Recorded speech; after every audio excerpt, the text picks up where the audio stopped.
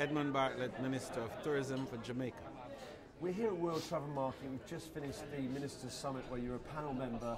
Can you tell me some of the main points that you as the Minister of Jamaica took out from that event? Well, first of all, I recognize that there is a consensus on the current conditions globally, and also there is consensus in terms of the rate at which we are going to be getting out of the recession.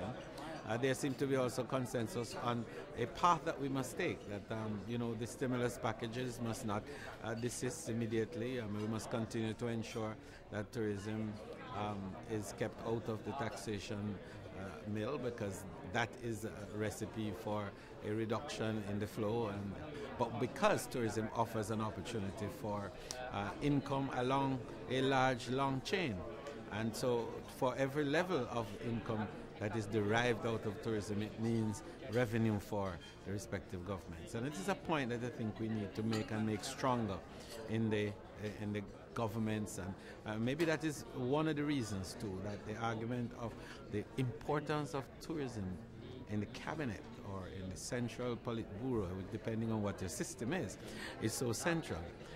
You have to get the influence of tourism in the major decision-making centers of government, so that it can be understood that tourism does provide an opportunity for stabilizing economies, to create jobs and to alleviate poverty.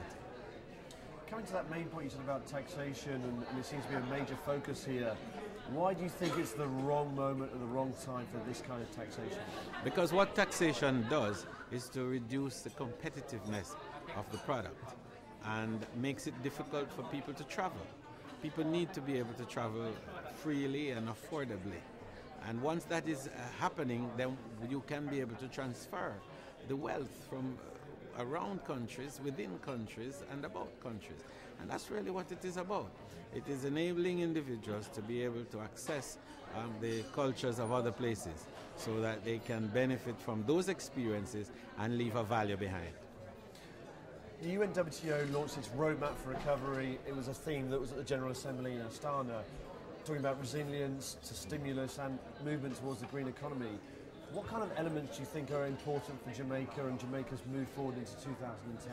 Well, two key elements. One, let's begin on the issue of green economy, because I think for small island states like ours, surrounded as we are by the Caribbean Sea in our instance, the whole business of climate change is going to have huge implications for us in terms of rising water levels, and in terms also of how the availability of key commodities such as fresh water is going to be determined.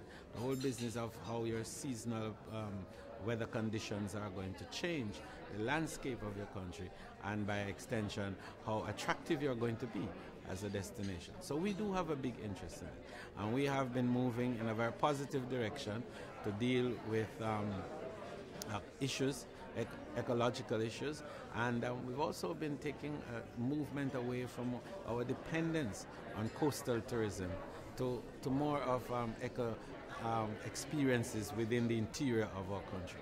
That has had two important values. One, it has been able to drive our sustainability program, but on an economic front, it's been able to energize the communities in these areas where poverty has stalked the land in many cases. We're giving a hope now that utilizing your flora and your rich fauna and all those beautiful geophysical endowments, you can earn money from it. You can use your plants and your herbs and your shrubs, and you can create pharmaceutical as well as nutraceutical values that can become economic enterprising for you. So what we're doing in these two ways is, one, to preserve the environment, sustaining our product, and secondly, to provide economic enrichment for our people. We're here at World Travel Markets. Last question. What are some of the major challenges, especially with a depressed UK economy? What are some of the major challenges do you see here at World Travel Market this year for Jamaica?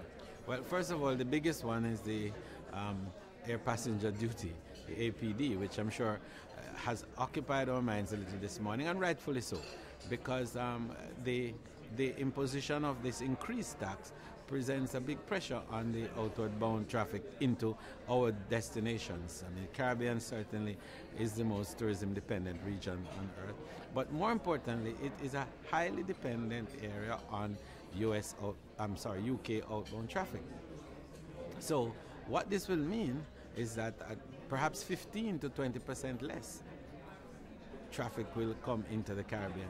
And for some of our economies, it will mean up to 50, 60, up to 100 million pounds loss in terms of our earnings. So the implications of that is very huge for particularly some of the microstates, like Barbados and St. Lucia and Antigua and so on, that rely very heavily on the flows from the UK. So I would say that the number one implication for us out of the UK's activity is the APD. And we hope that they will be able to review the position. We've had meetings, we've had discussions yesterday with the Minister of the Treasury. Tomorrow we hope to have some further discussions at another level of government. And we think that we won't be able to make any significant change in terms of what has already been done, but certainly the phase 2 of the APD application, which ought to begin in November of next year, we hope we can convince them to stay that implementation and certainly to reband the Caribbean in line with the United States. Thanks very much. Thank you very much, Minister. Very good. That's great. That's great. Okay. Big old legs.